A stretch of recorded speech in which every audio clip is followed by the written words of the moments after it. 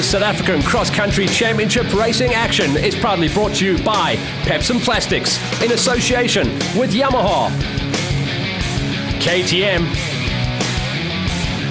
and Husqvarna Motorcycles.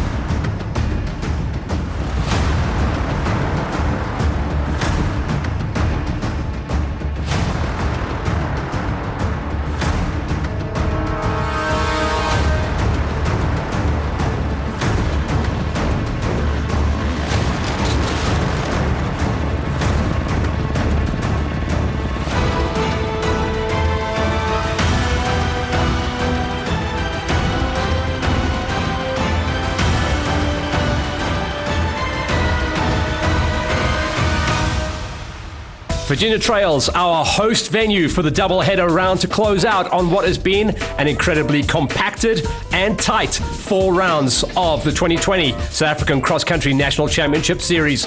Virginia Trails was going to give us our champions for the series. We've already had the mountains of Lesotho, then the lowlands of Gauteng for Rhino Park, and here, over 2 days of hot, dry and dusty racing, we were going to be able to draw a line under this incredible season.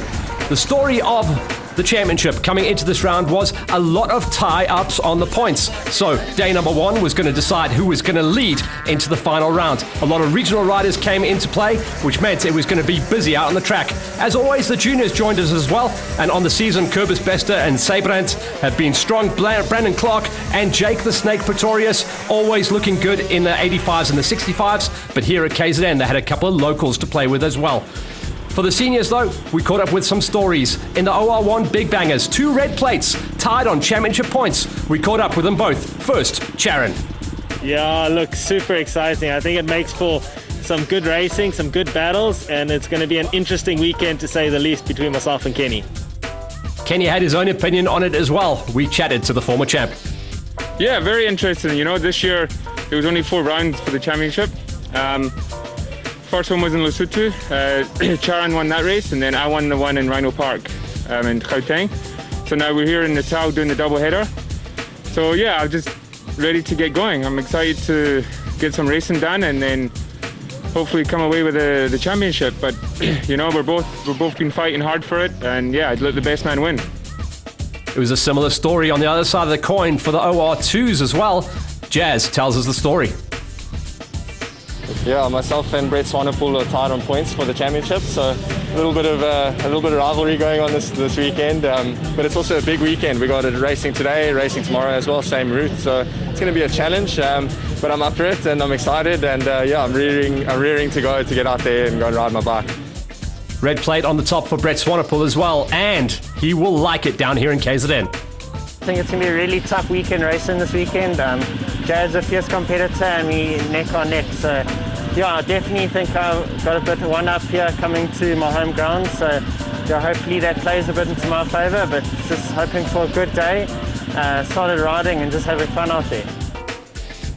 The Virginia Trails was going to be an incredible venue. It already is. If you guys are down there, go and check out the mountain bike trails. They are phenomenal. This time around, though, they were going to be used for a little bit more than leg power. Horsepower was the order of the weekend.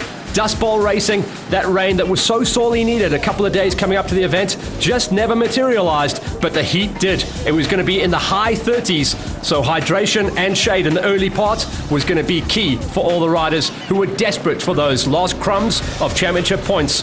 A couple of the guys were so close to being able to wrap up their championships with 1 round to go. The KZN Off-Road Club and the committee had done a great job. Pepper had nothing but good things to say.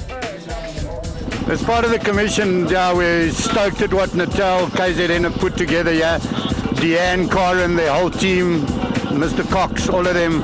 I mean, so far I haven't been out there, so I can't tell you, but I don't think you get bad riding in Natal, and what's here in the pits and that, they've put something awesome together for 2 days.